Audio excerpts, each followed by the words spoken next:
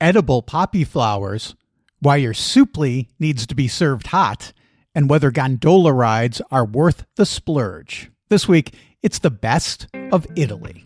Traveling the world to bring you delicious dishes, tasty beverages, and interesting experiences. This is the Destination Eat Drink Podcast on the Radio Misfits Podcast Network. Welcome to Destination Eat Drink, the travel podcast for foodies, because the best part of any trip is what you eat. I'm Brent Peterson, and this week we're in Rome for rice croquettes, Venice for a mixology renaissance, and Abruzzo for local wine and foraged fruit. So if you're planning a trip to Italy or you just love Italy like I do, this episode is for you. And I'm starving, so let's eat. Destination Eat Drink.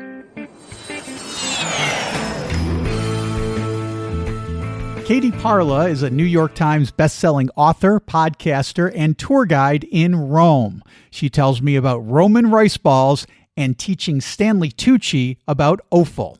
You know, you divide your book into different sections, and in the starters section, you talk about Suppli al telefono, which are fried rice balls. And of course, anyone who's been to Sicily, or probably just about any Italian restaurant in America these days, we know about arancini, which is the Sicilian fried rice ball. Tell me about Suppli and how it's different and what kind of places we would go to get these fried rice balls in Rome. Suppli are served at every pizzeria, whether it's a sit-down personal pizza joint or a stand-up pizza by the slice. And it is a rice croquette that is roughly duck egg sized and shaped. And traditionally, the classic Suppli al telefono has a tomato meat sauce risotto. Within that, you'll find a mozzarella heart that, if properly fried, will create a satisfying mozzarella pull, which is why we call it al telefono, because hundreds of years ago, telephones had cords that would sort of stretch and snap. And yeah, the classic Suppli is it's a snack before pizza. So you have it, and then you have a slice of pizza or a whole pizza, and it's great. But the arancine thing is interesting because a Sicilian, like a Palermitano and a Roman in the same room would probably have a spirited debate that they're not the same thing. But guys, they're portable rice croquettes. Hello. Yeah.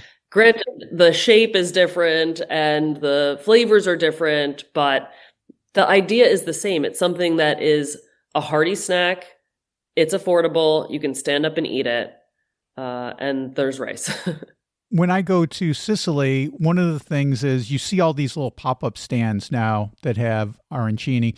And, some of them are hipster places with different kinds of fillings and whatnot. But, the ones that have been sitting out for a while, they're good and everything, but you can't beat when they come straight out of the fryer and they're still hot and you might burn your mouth a little bit. Would we typically see those in Rome where they're coming out of the fryer, or are they sitting on the counter and you just point at one and go, give me that one? So often a place will fry them up at 10 or 11 in the morning and then serve them gross and congealed all day. There are a few places where you're always sure to find reliably. There's a famous place called Suppli in Trastevere. They do batches of 20 at a time. They're always hot out of the fryer, and that's not the norm because it's time consuming to manage a whole Suppli branch of your business. I also love to go to L'Alimentare in Trastevere, and I'll order a Suppli and then go sit at the craft beer pub across the street, and they'll fry it to order and then bring it over. Oh man! And yeah, it's great. Are you hungry yet? Yeah. Oh my God, you're killing me. But most places are just frying it all up at one time. So if you get there when the stuff is out of the fryer, cool. If you're there 30 minutes later, you're SOL. Oh man. Okay. So find out when they're coming out of the fryer later, and you'll be good to go. Learn the rhythm of your local joint. If you're enjoying this episode, take a moment to rate and review Destination Eat Drink on your podcast app. It just takes a moment, and it helps other foodie travelers find the show. I was watching the Stanley Tucci program, and he did an episode in Rome, and I'm watching it, and all of a sudden this voice comes on. There's no picture, but because they're doing an exterior shot, this voice comes on, and I turned to Karen and I said, "That sounds like Katie Parla." And 2 seconds later, you pop up with Stanley Tucci, and it was awesome. You took him to have and explained to him the importance of offal in Rome. So tell the audience why this is so popular in Rome. And for folks who don't know what offal is, you can describe that as well, I guess. Yeah. Offal are like organ meats, pork cuts, snouts, hooves, all the things that might not be considered prime. They're so important and so popular in Rome because they're delicious. They taste really, really good. And if cooked properly, just like anything. And, Rome had historically an elite, a noble class that created a demand for fine cuts. And if you're butchering a whole cow or a whole pig, like you got to use it all. And so in Renaissance and right through modern Rome, we have cookbooks that showcase how critical offal was, not just to the peasant table, but to all tables. And in, Scapi, this famous papal cook's cookbook, there's so many cow udder recipes, like not for poor people, that's for rich people. So things that today are sort of cast as scraps or as lacking status, indeed, if seasoned with something like cloves or black pepper, which were very expensive and exotic, would actually be upper class dishes. And so, my thesis is, unless you're like a vegetarian or vegan and this is not an option for you, if you go to Rome and don't eat paiata, which is the intestines of milk-fed veal, if you're not eating fettuccine with regali di pollo, in other words, a ragu made with chicken innards, then you're not really enjoying Roman cuisine. You're enjoying a set of dishes that have been popularized by often TikTok, honestly. But like I said before, eat carbonara. Sure, fine. But the essence of Roman cuisine is not embodied by that dish invented in the 1950s, maybe not even in Italy. Monica Ceserato is an author, podcaster, and tour guide in Venice. She tells me about her city's mixology renaissance and whether gondola rides are worth it. I was thinking about it this morning. I was like, wow, I've had Monica on the podcast several times now, and I don't think I've ever talked to her about gondola rides. And you talk about like the number one tourist thing that tourists want to do. And so I thought I should ask Monica, is a gondola ride something that is worth your time and worth the money? Because I understand they're kind of expensive. Yeah. Or is this something that we should pass on and do something else instead? So give us your opinion. Okay. What do you think? Have we got about an hour for this? Whatever you feel, Monica, you tell me. Okay. Right. Okay. Let's put it like this. If you asked me this about 20 years ago, when I first got into doing blogging and stuff like that, my answer would have been, forget about the gondola. It's only, tourist trap. 20 odd years have passed on. I had the opportunity to go on a gondola many times because of a job I do. Funny enough, last weekend, I had the greatest privilege of actually being part of a christening of a gondola. Okay. Wow. And I got to say, yes, it is totally worthy to do a ride on a gondola, but let's explain a couple of things. First of all, gondola, as we see now, I'll give you a little bit of history if it's okay with you. Okay. Of course. Okay. So the gondola that we see now is obviously a tourist thing, but you have to remember that until about 60, 70 years ago, for centuries, the gondola was the equivalent of a cart. Okay. Or what you will use for transporting goods, people, animals. Okay. Every merchant in Venice, every household in Venice, every rich person in Venice will have one or two gondolas, okay, with his own gondolier. but they were used as means of public transport. Like exactly like you will use a taxi, a bus, a cart if you're in the old days when people didn't have cars and stuff like that. Okay. And it's been in the last 50 years that it's become a tourist thing, because with the arrival of motorboats in the city, obviously it wasn't convenient anymore to use the gondolas as a transport for goods and animals or whatever. So it became a tourist thing. Now, it is a lobby. I agree with anybody. It's true. It is a lobby. There's only a certain limited number of gondoliers and gondolas in the city. The license is got to be earned. They got to pass a test. And generally, because it's a lobby, it's really hard to get into it. So generally, the people that apply for the license are the sons of gondoliers, the nephews of gondoliers, the brothers of gondoliers. It's a family kind of lobby thingy. I think we only have 1 or 2 women at the moment. So that's another sore point. Mm-hmm. But for the last, I think, 10 years now, maybe more, the actual price of gondola is strictly controlled, because they are part of an association that is controlled by the city of Venice. Okay, so the tariffs are in line. They're checked by the city. They cannot overcharge you. There is a price list. There is a certain price until 7 o'clock in the evening, and then it rises up because, of course, at nighttime everybody wants to rise. I'm not sure how much it costs now. I think it could be about 80, 90 euros per ride or something like that, and more after 7 p.m.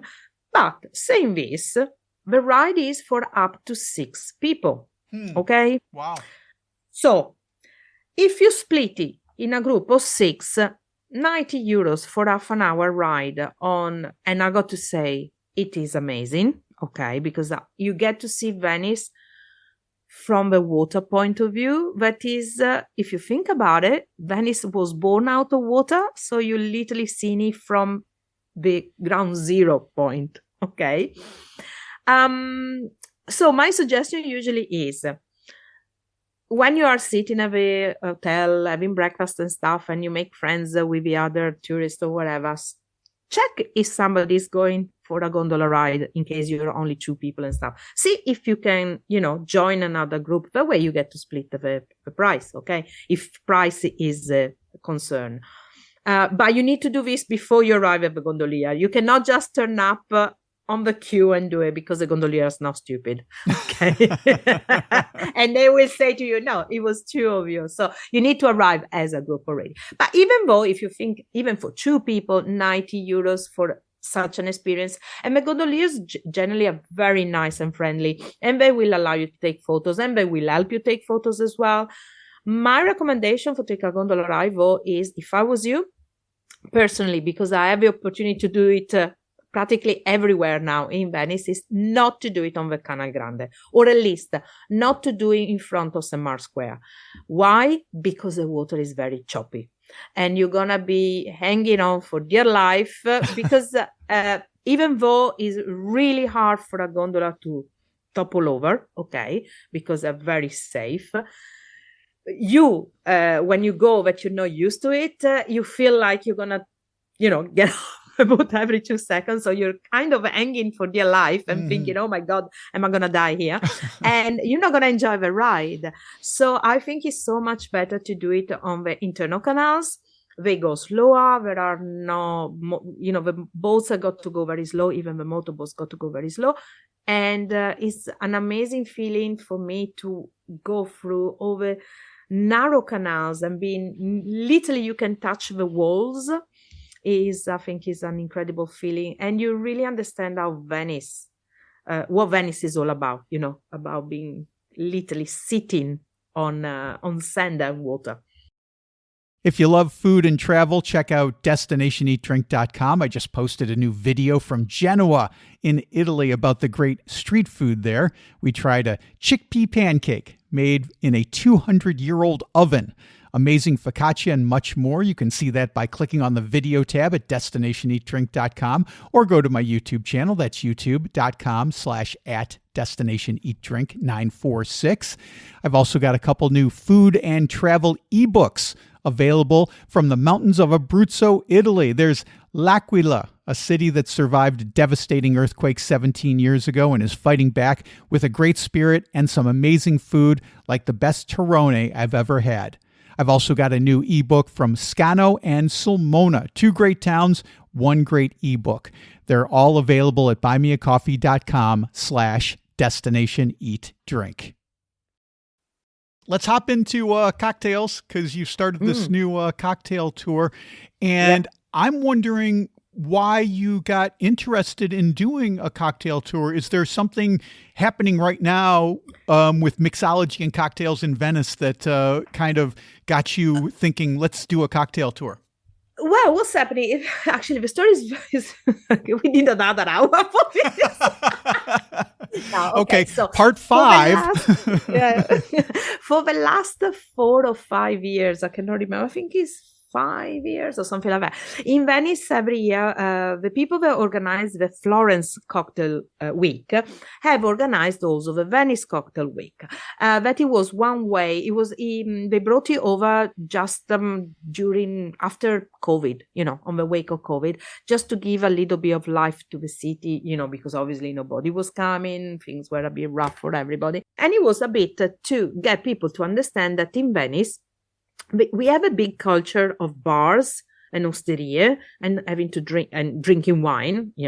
Everybody knows. Ask an Italian who the biggest wine drinkers are. They immediately tell you Veneto people and Tuscan people. Okay, so to make people realize that in Venice there are a large portions of cocktail bars in the hotels. The people don't realize, unless you stay in a hotel, but people, the outsiders, don't realize that all of these bars are accessible, the cocktail bars, and they're really nice.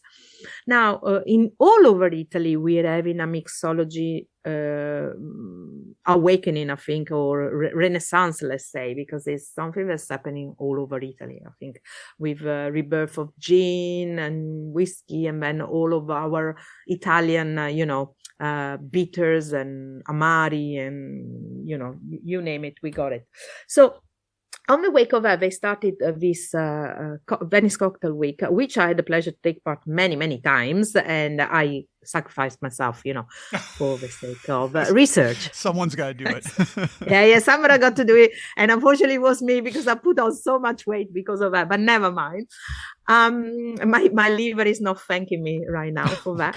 And they decided not to do it for some reason this year. And last year, I was drinking with a friend of mine. I was drinking with a friend of mine with which we, she's my partner in crime. We go often to events and things together. And we were discussing the fact that everybody now is doing the Cicchetti tour, the Baccarat tour, which, by the way, I'm invented, but never mind. Right. And I get always be annoyed when people start copying me, but doing it on a grand scale. So I said, maybe it's about time we do something else. She said, oh, what do you think? I said, tell you what, we should organize a cocktail tour. She loved the idea, and we started to poof the ideas down to see how it could be done and stuff. A couple of weeks later, a friend of mine that I met during the Venice Cocktail Week from UK, she's American, she's okay. She runs a really, really fantastic podcast dedicated just to cocktail. It's called Lush Life Manual. She's huge. She contacted me and said, oh, Monica, let's go for a drink because I have an idea I want to propose to you. She came and drank. We went to this bar that I was testing for my tour. And she never said what she wanted from me. She just sat there and I said, look, I need to go to this bar for business. Let's meet there. I'll have my meeting and then we'll have a drink together. So she's sitting there just listening to what I'm saying. And I'm proposing to the barman this idea about doing a cocktail tour. And she all of a sudden looks at me and she starts laughing her head off. And I look, what's going on, Susan? And she goes, oh my God, it's exactly what I want to propose to you to start doing together. And I thought, you kidding me? Because she already does in London, So the three of us came together, we sat down, we worked it out, and we came up with two tours because Susan wanted to do something a bit more on the classic side. Because, Venice is famous for some classic cocktails like the Bellini, the Sgroppino, the Spritz, of which I'll tell you in a minute, okay? And I wanted to do something a bit more about modern, about mixology, because of the Venice Cocktail Week, because I managed to get to meet so many barmen and to go to so many wonderful cocktail bars in the city. So we decided to combine the two things, and we created two tours. So one is Venice Classics, where we go on a 3-hour walking tour, explaining people, stopping in 4 locations, which I'm sorry, I cannot divulge. No, of course not. People need to come to the tour, but people get to try the typical spritz, but in a special way. They get to try the Bellini, but in a special location. And then a special type of coffee, a special cocktail with coffee, and a special wine, because we decided, we cannot avoid talking about wine when we're talking, when it's Venice. And instead, the mixology one, instead is we go into 3 locations where we explore how mixology has changed in Venice in the last few years. So they're very upbeat, brand new bars with fantastic atmosphere and great vibes. Sammy Dunham and Peter Austin are the brains behind Life in Abruzzo, a resource about the best this fascinating region of Italy has to offer. They tell me about wine from Abruzzo. Sammy, what kind of wines do you enjoy drinking in Abruzzo? I like Montepulciano d'Abruzzo, just like Pete. I probably drink lots of what's even bulk Montepulciano d'Abruzzo if I'm going to an agriturismo. And it's just, they're going to buy just like local wine in bulk, and it's always very good. It surprises me as sometimes it's served chilled, which is quite interesting. Okay. I think it's really, I like Media Pepe, and some of Familia Febra, for example. So they don't use industrial yeast in their wine. So everything is natural yeast from the air. And it's really interesting, the results that they're creating with their wines, the difference in taste and how you feel after you've been drinking it as well. Yes. That's huge, I think. I love Pecorino, which is very trendy at the moment. When you say Pecorino, I immediately think of cheese. Is this a grape or is this a kind of wine? This is a grape. Okay. It's a grape, and it was named, it's a very old grape that sort of like lost its appeal. It's named after supposedly, sheep eating those grapes. They particularly like these grapes because they were quite sweet. So yeah, that's how it's got its name, but it's a very ancient grape. It lost its popularity and now it's come back into vogue. A Spumante Pecorino is fantastic. It's a real alternative to Prosecco. So if you're looking for something fizzy, that's fantastic.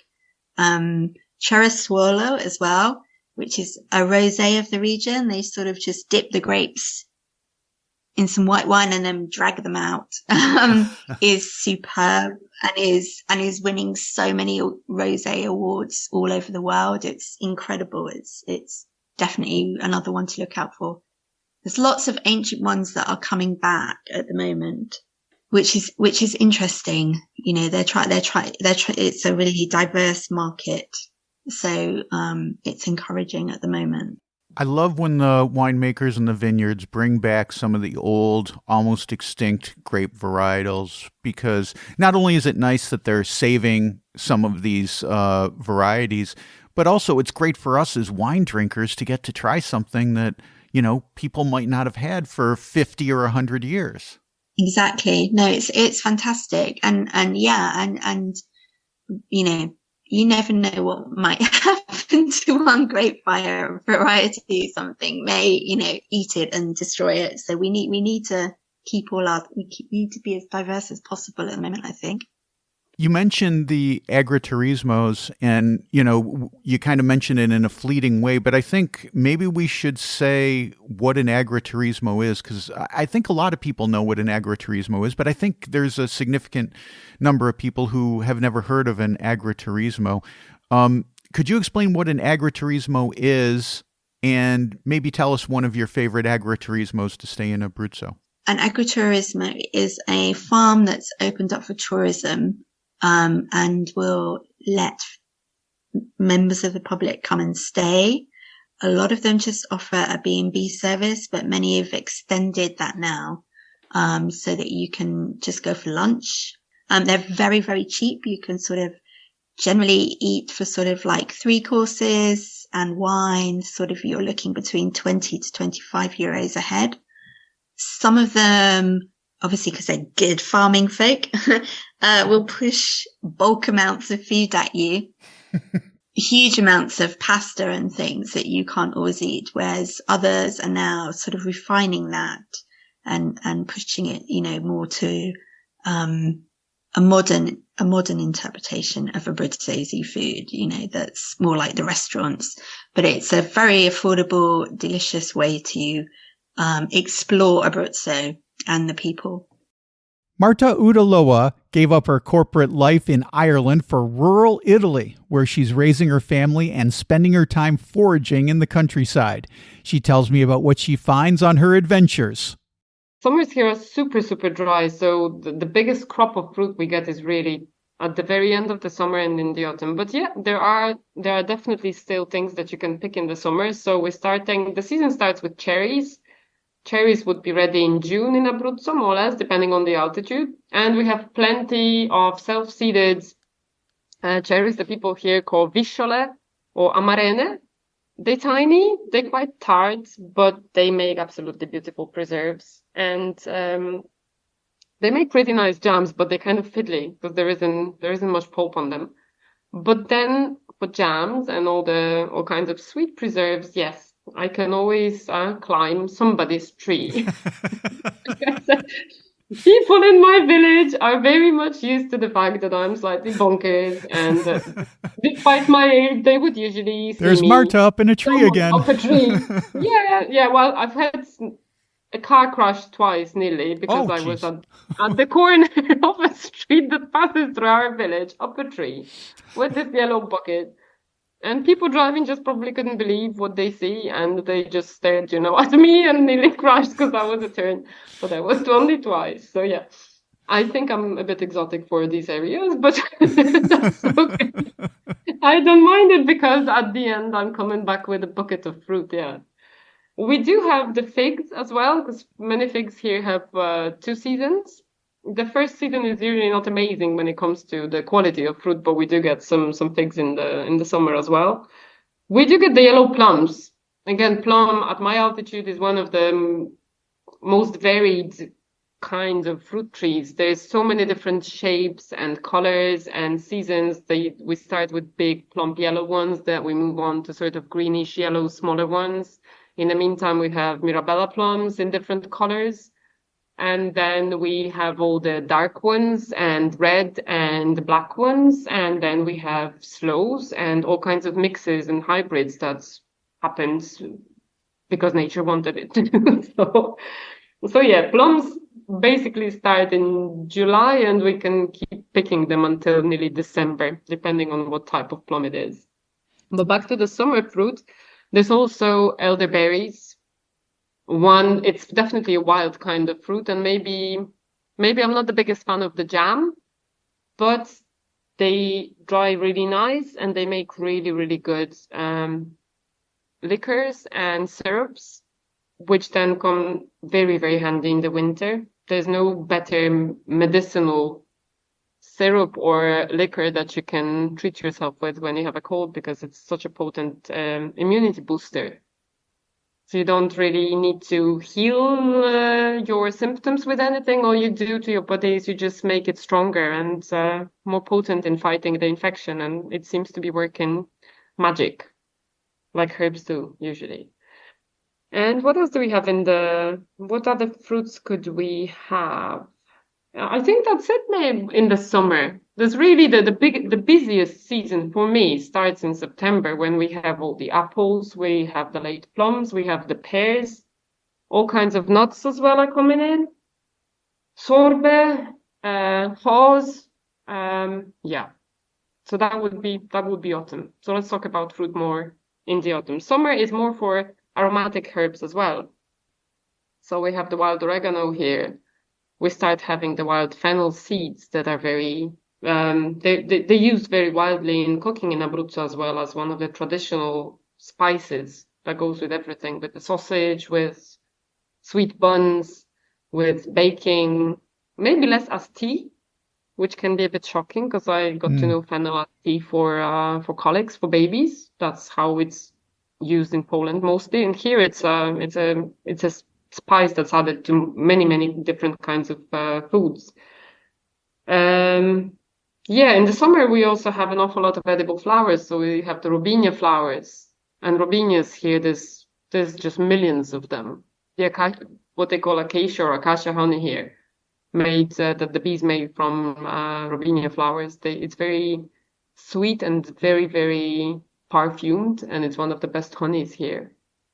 We have sulla, that is also a plant that the bees make local honey of.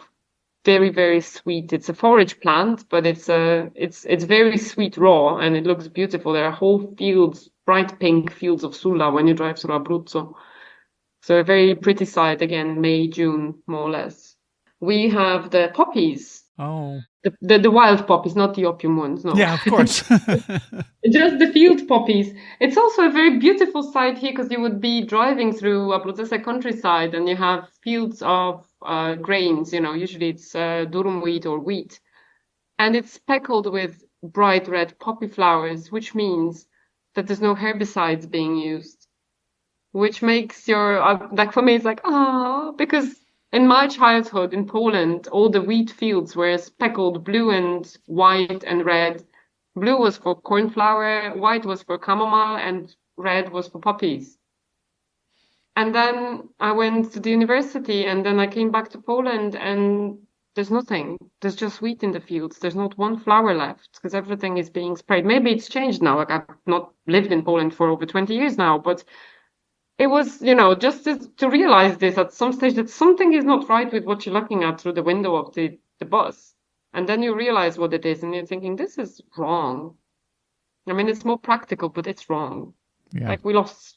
So in here, I found what I remember from my childhood. Yeah, the fields are still speckled heavily, at least with poppies. Chamomile, maybe not, but definitely with poppies. And you can eat poppies, both the greens and the petals. Okay, there you go. Someday I got to get back to Abruzzo and go foraging with Marta. You can find out more about her interesting life at facebook.com/forager in Italy. Sammy and Peter are at lifeinabruzzo.com, and Katie's website is katieparla.com, and Monica is at monicaceserato.com. I've got links to all of them in the show notes.